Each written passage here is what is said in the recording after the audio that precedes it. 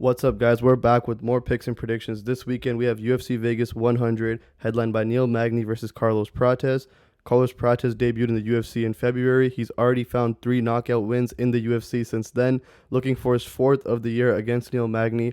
And I have no idea what the hell Neil Magny's done to the UFC, but they're feeding him absolute demons. He just got knocked out by Michael Morales, and now he's fighting Carlos Prates, who's on an absolute tear since he's joined the UFC. So pretty interesting fight night. It does matter to the welterweight rankings. Let's break down this card. Let's quickly recap our bets from UFC Edmonton last weekend. We had another profitable week.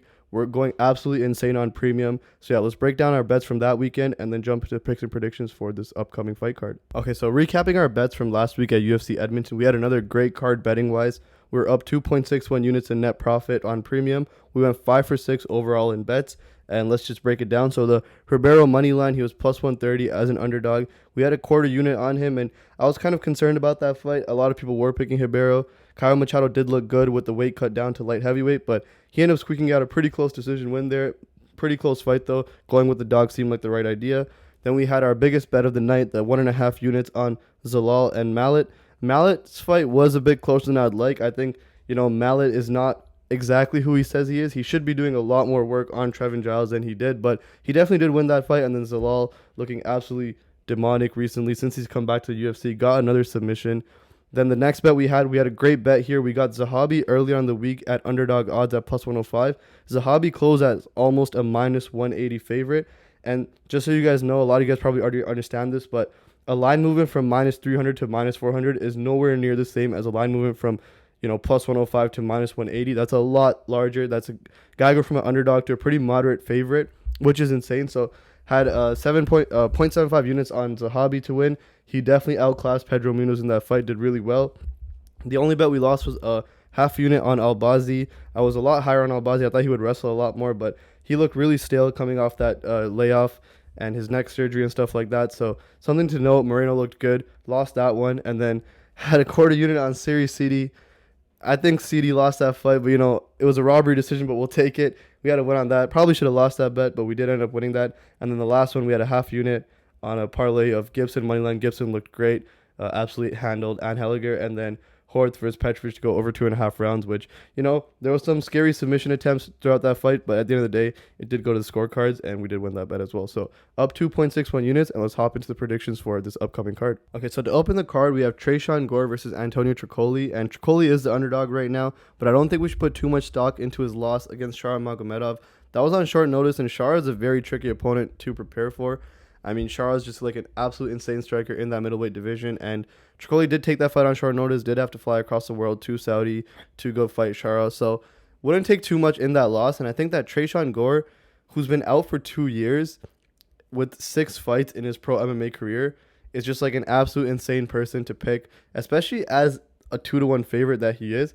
I think that Trocoli is also a lot lengthier. He has a 5-inch reach advantage, and on the feet, Tresean Gore probably does have more power, but Trocoli can keep him at range.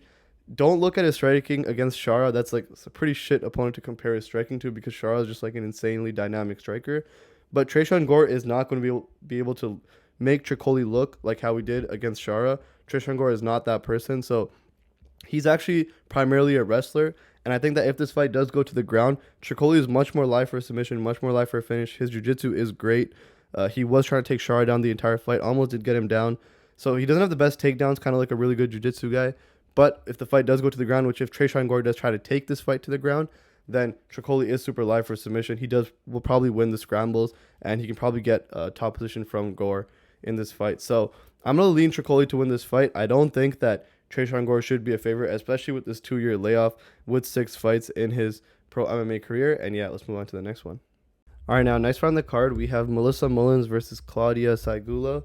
Now, Sygula is making her UFC debut, if I'm not mistaken, and Melissa Mullins, she is coming off that loss to Nora Cornoli, which is actually funny. We actually ended up betting on Nora Cornoli post Melissa Mullins' weigh-in. If you go look at her weigh-in for that fight, she looked like an absolute zombie on the scale. Horrible weight cut for her. She does struggle with cutting weight in general, so that's something definitely to keep watch out for when it comes to this fight. So if you're going to place any bets on Melissa Mullins, I'd take a pretty good look at her weigh-in, see how she looks on the scale. She looks good. I think she can definitely win this fight. She has the wrestling. We've seen Klaydia get, dominate on the ground before. I've watched some of her fights, some of her tape on the regional scene.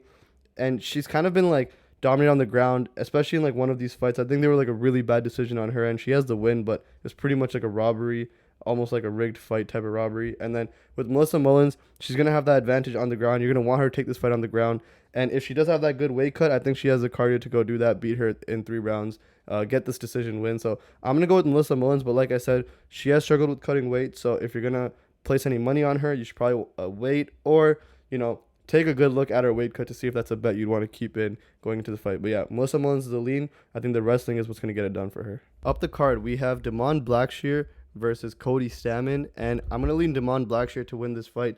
Blackshear is 2-3 in the UFC, but his losses are pretty quality. We have Montel Jackson, who knocked him out in 20 seconds, which is a problem, but I don't see Cody Stamann coming in with the same type of knockout power as Montel Jackson. Before that, he lost to Mario Batista, who's an absolute fraud. And I actually think that Blackshear did win that fight. So when it comes to this fight against Cody Stamann, I think that on the feet, I think Blackshear is a little bit better. Cody Stamann does have decent boxing, but I think Blackshear can mix it up a little bit better. And then when it comes to the ground, both these guys have okay wrestling, but Blackshear probably does have the better jiu-jitsu, better submissions, a bigger threat. So he definitely has more paths to victory here. I think that this is a pretty good matchup for him. He's also 5 years younger than Cody Stamann, and he also has a massive reach advantage on him. I think about 8 inches of reach advantage on Cody Stamann. So Blackshear's going to be longer, going to be lengthier. I think that's going to give him a good advantage on the feet, where it's already pretty close when it comes to the skill level. And then on the ground, I think he is more live for a finish. So let's lean Blackshear to win this fight. And yeah, let's move on to the next one. Up the card, we have Charles Radtke versus Matthew Semelsberger, and I'm going to go with Charles Radtke to win this fight. Both these guys are pretty mid everywhere. They're pretty well-rounded, you could say, as in they have a game wherever this fight goes. If it goes to the ground, they're game. If it's on the feet, they're both game. And yeah, I think at the end of the day, Charles Radtke is a pretty good matchup, or a pretty bad matchup, if I should say, for Matthew Semelsberger, only because I think that Charles Radtke is just a little bit better than him everywhere this fight goes, on the feet, on the ground. And on top of that, I think that Charles Radtke is way more likely to bring all the pressure to Semelsberger in this fight. So it's going to look good for the judges, especially with Radtke constantly moving forward. I don't think Semelsberger is really going to bring the fight to Charles. I think it's going to be the other way around. And Charles bringing the fight to him, also being a little bit better than him everywhere it goes. I really just don't see a path for Semelsberger to win this fight. So I think the forward pressure, the aggression is going to do the trick for Charles Radtke this weekend. All right, now next fight on the card, we have Cortavious Romious versus Gaston Bolanos. And I'm going to go with the Cortavious to win this fight. I'm actually pretty confident in this fight. I saw Cortavious' performance on the Contender Series against Michael Imperato. He's definitely pretty well-rounded. He has good work on the ground. He has good top pressure. He has good submissions on top of that. And on the feet, he does have power. He can be slick and he can be quick as well. He is a pretty good athlete, pretty talented athlete overall. And then on the Bolanos side, he is a striker, power puncher. On his side, what you're kind of looking for is him to find that knockout, find a big punch in this fight. I think that Romious is just going to be much more athletic. He's much more well-rounded, has many more paths to victory here. So I'm going to go with him. I'm pretty confident that Romious can get it done against Bolanos this weekend. So next fight on the card, we have Karolina Kowalkiewicz versus Denise Gomes. I'm going to go with Denise Gomes to win this fight. I think that a lot of this fight does stay on the feet. I think it does stay standing. I don't really see either of these women going for a takedown. And then when it stays on the feet, I think that, Karolina will probably be a little bit quicker. She is a little bit lengthier too, if I'm not mistaken. But, Denise Gomes is going to have all the power in the world in this fight. She's going to land heavier. She's going to have the bigger moments. She does have a loss to Angela Hill, but I think that Kowalkiewicz will really have to have an Angela Hill type of performance to beat Denise Gomes, and I just don't see her doing that. Her last loss was to Yasmin Lucindo. Lucindo is good, but I think that at the end of the day, Denise Gomes is going to have the bigger moments, going to land the bigger strikes, land with more power, and, win this fight, probably, by decision. Up the card, we have Mansur Abdul-Malik versus Dusko Todorovic. This is a pretty good fight. Mansur is making his UFC debut. He is 6-0, undefeated, and I think he does get it done. I'm pretty confident that Mansur can beat Dusko this weekend at UFC Vegas 100. Now, Mansur is a high-pressure wrestler. He has great top control, and we've seen this happen a couple times where, UFC debut, especially with good wrestling, where they're getting people out of there really quick because, they can just kind of fully put their game plan on, and these regional opponents just impose their will. And then when they get to the UFC, they do find some struggle if, these people aren't as easy to take down, as easy to hold down and impose game plans on. But I don't think Dusko Todorovic is going to be able to beat Mansur. I think he does get it done. He's looked great on the regional scene in his 6 wins. And he has good ground and pound, good top control, like I said, good pressure wrestling. So I'm going to lead him to definitely to get it done, specifically through the wrestling. And yeah, let's move on to the next one. All right, now next fight on the card, we have Luana Pinheiro versus Gillian Robertson. I'm going to go with the Canadian Gillian Robertson to get this fight done.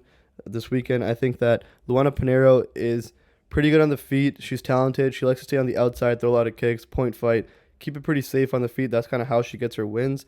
And then on the other side, on the Robertson side, she's going to want to grind this fight to the ground, and then she's going to want to close that distance, get the takedowns, and then once the fight does get to the ground, it's all Robertson. So I see Robertson kind of grinding this fight to the ground, and I don't think Luana Pinheiro can stop that. So I think Robertson can get this done pretty easily. All right, up the card, we have Gerald Meerschaert versus Renier de Ridder. Probably butchered his name really badly there, so I'm not going to say it again. But yeah, he is from one championship, making his UFC debut against GM3, and he is 17-2. Both his losses come to the same opponent, and he was a champion at one championship. Now, this is a pretty interesting fight. I think that we're going to have to fade GM3. I'm going to go with de Ridder to win this fight, and that's mostly because I think stylistically this matchup is pretty bad for GM3. Now, on the ground, both these guys are good. GM3 is not going to be able to impose his submissions on Renier in this fight, and we kind of know how GM3 fights go. He gets beat up, and then eventually his opponent's like, holy shit, this guy's still not done, and he finds a submission. I just don't see him like going through with that game plan here. On the feet, I think, we know GM3 is not really good on the feet, and de Ridder is going to be a little bit better than him on the feet, and I think on the ground he's going to be one step ahead as well. So I just don't see GM3 winning this matchup in any like sense where this fight goes, which is why I'm pretty confident that he ends up losing this fight this weekend. Yeah, let's move on to the next one. All right, next fight on the card, we have Ricky Turcios versus Bernardo Sopai. I've been going back and forth on this fight, and I'm going to pick Ricky Turcios, and I'll tell you why. Now, he is a plus 200 underdog in this matchup. I know most people are picking Sopai, and I actually think Sopai is the better fighter. I'll lay that out right now. In the first round, at least if you only listen to this pick and nothing else, in the first round, you'll be like, this guy is an absolute idiot. He said Ricky Turcios is going to beat this guy. Sopai is going to be able to impose his will on Ricky Turcios early on in this fight. But I think that Ricky Turcios is pretty slick on the ground. He did get subbed, but that was by Raul Rosas Jr., and I think Raul Rosas is a different beast compared to Bernardo Sopai. On the feet, Sopai does have power, though, but, I don't think Ricky Turcios has ever been knocked out, at least not since he got to the UFC, maybe earlier on in the regional scene. But he has a pretty good chin that can hold up. It's been shown to hold up, and I don't see Sopai finishing Ricky Turcios in the first round. I think he's too game to be finished early on, especially in this fight against Sopai. And I've also seen Sopai fade in that Vinicius Oliveira fight later on into the second half of the matchup. And I think if you start fading on Ricky Turcios, he will take advantage of that. He will, weaponize his cardio, use that as like a turning point within the fight. And I definitely see that happening here. I think that Sopai is super well-rounded. He's going to look great, especially in that round one. You're going to see him, land something maybe big, go for a takedown like a blast double. He's going to get that takedown too on Ricky Turcios. But if he tries to scramble, go for subs, Turcios is super slick in the scrambles. He does have super slick grappling. I don't think he pulls off a sub or any serious ground and pound on Turcios with that takedown. And then I think as the fight progresses, you're going to see Sopai fade. And then when he fades, Turcios will start weaponizing that cardio and taking over in this matchup. So I'm going to lean Turcios. If there is a finish in this fight, it's going to be Sopai. I also think bets in this fight that are probably pretty good are, Ricky Turcios by decision, and if finish, no action. And then on the other hand, Sopai by finish, if decision, no action. I think those are some pretty good bets you can place on this fight. And then if you do think that, Bernardo can win a decision, I think the Turcios plus 3.5 is also a great bet in this fight. So a couple bets I think that are good for this fight. I'm going to lean Ricky, and yeah, let's move on to the next one. All right, and up the card in the main event, we have Neil Magny versus Carlos Prates in a 5-round fight in the welterweight division. I don't know what bad karma Neil Magny has, but they're feeding him some absolute killers. His last fight was against Michael Morales, who's an absolute demon, where I think Neil Magny got knocked out for the first time in his career in the first round against Michael Morales. And, now he's up against Carlos Prates, who debuted in the UFC in February. Since then, he already has 3 knockout wins over Trevin Giles, Charles Radtke, and Li Jingliang.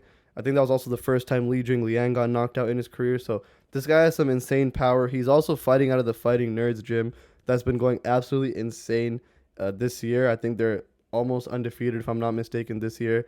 They have fighters like Kyle Barallo, Carlos Prates, John Silva, Mauricio Ruffy. If you're aware of these fighters, you know that these guys are absolute problems. They're coming in, trying to take your head off. And Carlos Prates is actually pretty disciplined on the feet. He's super methodical. He won't throw a lot of volume, but when he throws with intent, and it's super accurate. So I don't see Neil Magny winning this fight. I think it's going to be pretty simple. Carlos Prates is going to knock Neil Magny out. This is just, a passing over of the torch. Neil Magny's 37. Carlos Prates is 31. And he just has like all the advantage in the world to win this fight, and he's going to knock him out, especially coming off that Michael Morales knockout. So yeah, I'm gonna say Carlos Prates by knockout, and yeah, that does all the predictions for UFC Vegas 100. All right, guys, and that concludes all the picks and predictions for UFC Vegas 100. If you guys do want to check out Premium, it is $20 a month on kopicks.win. Our Premium is super profitability focused, so we don't give out any 100x or 10x parlays. Our goal each card is to bring out more units than we put in, and that's like simply the only goal. We've been profitable on every card since UFC 306, so it's been going really well on the Premium. So if you do want to check that out, kopicks.win is $20 a month. And aside from that, join up on our Discord. Our Discord is free. The link should be in our bio. And we're just building a thriving community of MMA fans, specifically UFC fans as well. If there's any fight that you want to break down, talk about any predictions that you want to bring up in that Discord, everyone's there, including myself. So join up on the free Discord. Check out kopicks.win for $20 a month if you do want Premium. And yeah, aside from that, good luck on all your bets this weekend.